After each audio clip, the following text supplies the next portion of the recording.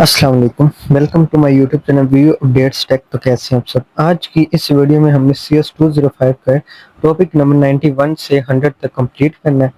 बिना time waste के चलते हैं हम अपनी वीडियो की तरफ, लेकिन इससे पहले अगर आप मेरे चैनल पे फर्स्ट टाइम आए तो उसको सब्सक्राइब लाजमी कीजिएगा और बेल आइकन बटन क्लिक कर दीजिए ताकि आपको न्यू अपडेट्स मिलती रहे। टॉपिक नंबर 91 एंड 92 में हमें ये बताया गया कि सॉफ्टवेयर सिक्योरिटी फंडामेंटल्स SMM और SMM2। लेक्चर स्टार्ट करने से पहले मैं आपको ये पता चलूं कि मैंने एक न्यू वेबसाइट बनाई है व्यू ईडियो टेक के नेम से, जो कि बहुत ही बच्चों के लिए इम्पोर्टेंट है, क्योंकि उस पर आपको पास पेपर और हाईलाइटेड हैंड और हर चीज़ आपको फ्री मिलेगी, कोई भी चीज़ पेड नहीं है। डिस्क्रिप्शन में लिंक है, जाके विजिट लाजमी कीजिएगा। टॉपिक नंबर 91 92 इसमें क्लियर करेंगे, मतलब कि एक ही टॉपिक है, software security fundamental. Software ensure majority model SMM, मतलब कि सॉफ्टवेयर इंश्योरेंस मैच्योरिटी मॉडल, ये इसका मतलब है फुल फॉर्म है डेवलप बाय, ये मतलब इसने डेवलप किया OSM, ठीक है, मतलब कि इससे तैयार किया गया है। मतलब कि SMM एक फ्रेमवर्क है जो इदारों को सॉफ्टवेयर सिक्योरिटी बेहतर बनाने के लिए इस्तेमाल किया जाता है। A guide to build a security into software development, 96 page है, PDF है। हमने सॉफ्टवेयर डेवलपमेंट जो है ना, गवर्नेंस और कंस्ट्रक्शन, ये चीज़ें हमने पढ़ी हैं अभी तक। हमने अभी तक वेरिफिकेशन और डिप्लॉयमेंट नहीं अभी तक पढ़ा। गवर्नमेंट्स में जैसे कि आपको मैंने बताया भी था, हमारे पास स्ट्रेटजी एंड मैट्रिक्स है, एजुकेशन गाइडेंस है, पॉलिसी कंप्लेंट्स है, और कंस्ट्रक्शन में हमारे पास सिक्योरिटी रिक्वायरमेंट्स है, थ्रेट एस्टिमेट्स है, और सिक्योर आर्किटेक्चर है। अब गवर्नेंस में हमारे पास ये फेज आ गए तीन। अब स्ट्रेटजी और मैट्रिक्स, सबसे पहले तो हमने ये बताना है स्ट्रेटजी और मैट्रिक्स ये क्या चीज़ है। स्ट्रेटजी और मैट्रिक मतलब कि वो चीज़ें जो हम उसको तैयार करेंगे, मतलब कि उसकी पैमाइश वगैरह, उसकी सारी चीज़ें, मतलब कि इस हिस्से में सिक्योरिटी के मकासद मुकर्रर किए जाते हैं और इनकी कामयाबी नापने का तरीका हमें बताया जाता है कि मतलब कि कितने में ये हो जाएंगे।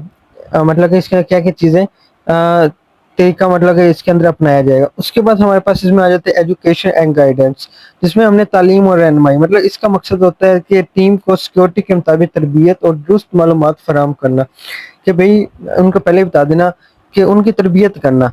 ये नहीं है कि अगर कोई काम गलत हो जाए तो उल्टा उन पे जुल्म करो, उनको मारो, नहीं, बल्कि उनको पहले गाइडेंस करो, उनकी तालीम करो, उनको बताओ वो कौन सा पढ़े लिखे हैं, ठीक है। उसके बाद हमारे पास आगे पॉलिसी एंड कंप्लायंस, मतलब कि पॉलिसी और कायदे कानून वगैरह की पाबंदी बनाना, मतलब कि ये यकीनी बनाना कि इदारे कानूनी और अंदरूनी सिक्योरिटी कवानीन पर अमल कर रहा है, ठीक है। ये होती है हमारे पास पॉलिसी एंड कंप्लायंस। ये चीज़ें हमने पढ़ ली। अब इसमें हमारे पास जो है कंस्ट्रक्शन है, जिसमें हमारे पास सिक्योरिटी रिक्वायरमेंट्स है, थ्रेट्स है, और ये चीज़ें, ठीक है। अब हमें मतलब कि इसके बारे में बताया गया। सबसे पहले तो हमारे पास इसकी ये चीज़ें आ गई,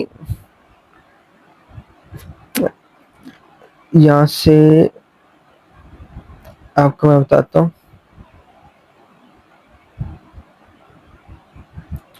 पॉलिसी होगी, ये हो गया। अब नेक्स्ट हमारे पास है सिक्योरिटी रिक्वायरमेंट्स। सिक्योरिटी रिक्वायरमेंट्स में हमारे पास यही है कि सिक्योरिटी की जो ज़रूरियात है, मतलब कि सॉफ्टवेयर के मुतवक्का महफूज रवैये को बनाना, कि क्या क्या चीज़ें इसके अंदर सिक्योरिटी इंपॉर्टेंट है, क्या नहीं है, ये सारी चीज़ें, ठीक है। उसके बाद जैसे कि हमारे पास थ्रेट्स आ गए। थ्रेट एस्टीमेट्स हमारे पास वो है कि खतरात वगैरह जो आते हैं, हमले वगैरह जो होते हैं, उसकी निशानदेही करना कि हाँ भाई ये होने वाला, इससे पहले पहले इसको आप रेडी कर लो।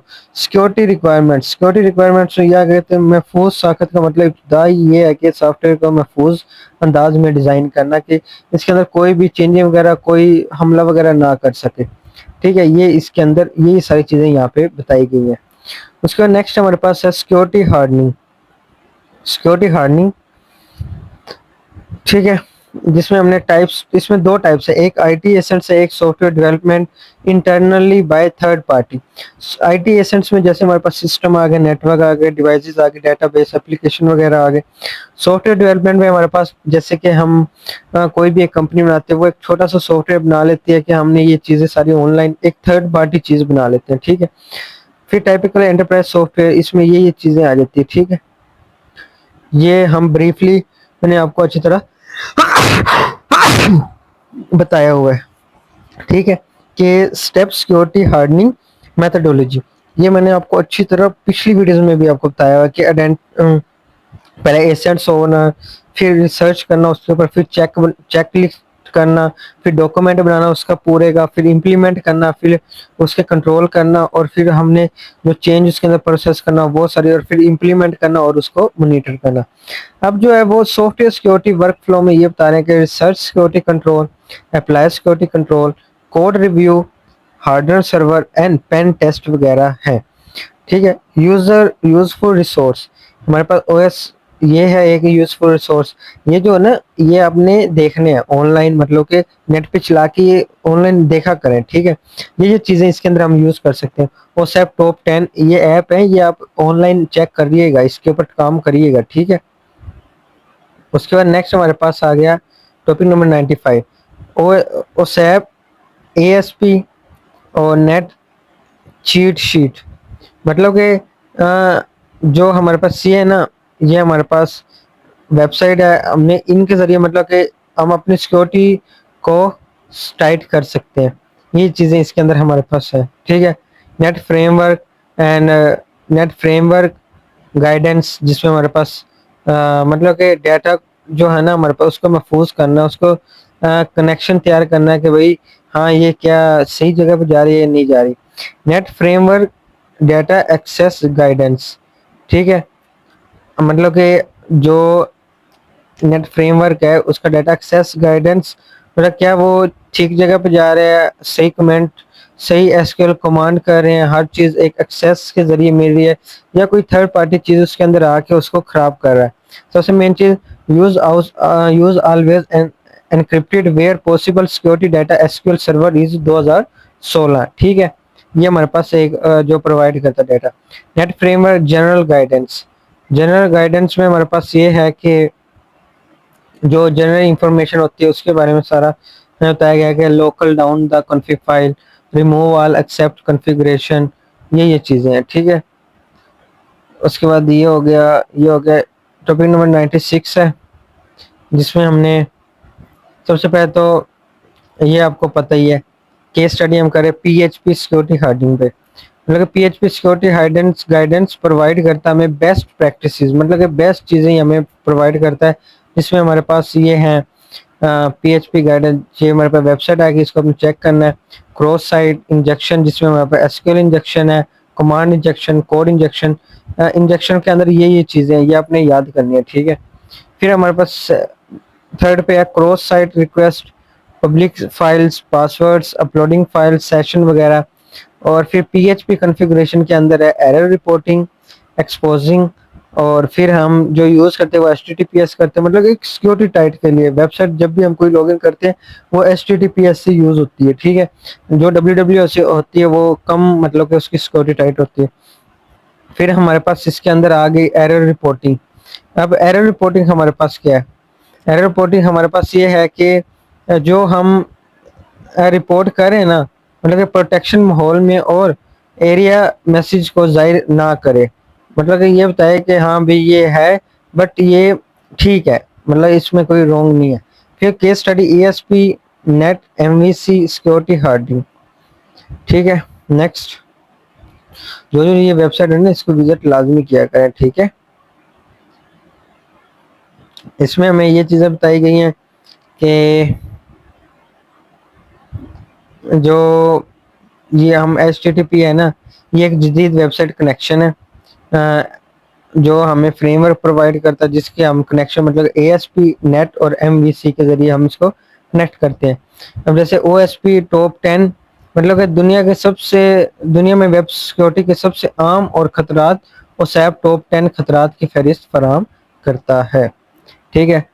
उसके बाद है next, after covering the top 10 list of most, मतलब खतरात को कोर करने के बाद देगर खतरात का जायजा लेना, टॉप 10 करवाना बेहतर है। ठीक है। फिर A6 सेंसिटिव डेटा एक्सपोज, मतलब कि do not store encrypt password, मतलब कि एनक्रिप्ट पासवर्ड्स को सिर्फ महफूज करके ना करें, बल्कि उनको मतलब आपको मतलब मोस्टली ऐसे होता है कि हम कोई भी पासवर्ड ये वो करते हैं ना, यूज करते हैं तो उसको सेव कर लेते हैं, उसको सेव ना करें बल्कि वो याद रखें। इस तरह वो क्या होता है, डाटा लीक हो जाता है। मतलब कि जो हम हैशिंग पासवर्ड वगैरह महफूज करते हैं उसको ही इस तरह मतलब कि ये जैसे ये देखें ये कितने स्ट्रॉन्ग पासवर्ड लगाए हुए हैं, ठीक है, इस तरह हम उसको यूज करें। ठीक हो गया, इसमें ये बताया गया 98 है सिक्योरिटी हार्डनिंग, जो कि शेयर पॉइंट पे बात कर रहे हैं। शेयर पॉइंट 2013 में बना था, जो कि 22 अप्रैल 2016 को लॉन्च हुआ था। इसके रोल टाइटल ये है, ये हम ऊपर एक ब्रीफली पढ़ के आए हैं, बस जस्ट आपने इसकी ये इंफॉर्मेशन बतानी है। 99 वेबसाइट विजिट लाजमी करें, ये वेबसाइट भी विजिट करें। ये देखें ये वेबसाइट विजिट करेंगे, अंदर ये आ जाएगा, इसको इम्प्लीमेंट करें, फिर जो कोड है वो यहाँ पे इसके अंदर आपने पेस्ट कर देना, ठीक है। 100 ये हम अगेन अगेन बार बार ये आ रहे हैं, ये आपने 8 नाम अच्छे से याद करने, ये बहुत दफ़ा आ रहे हैं, बहुत दफ़ा आ रहे हैं, ये आपने अच्छे से याद कर लेने। जिसमें हमारे पास रोल नंबर 1 है डिक्लेरेशन, 2 है explanation, integration, container, character and string, memory management. ये हमने सारे इसका मतलब के देखना है, ये इसके अंदर करेक्टरिस्टिक्स है। द C++ ये रूल है। नॉन कंपाइलर कोड एग्जांपल ये है, जैसे कि नॉन कंपाइलर हो मतलब कि जो कंपाइल ना करे वो हमारा कोड रॉन्ग हो जाए। कंपाइलर कोड एग्जांपल मतलब कि जो कंपाइलर कोड सॉल्यूशन दे ना, वो कंडीशन के मुताबिक हो और लाइफ टाइम के लिए वो मतलब कि ठीक बिल्कुल चले, ठीक है। ये देखेंगे फिर अगले टॉपिक में भी आगे, बट हमारा 100 तक ही था, तो उम्मीद करता हूँ आपको समझ आई होगी। मिलते हैं इंशाल्लाह हम नेक्स्ट वीडियो में। टेक केयर, अल्लाह हाफिज।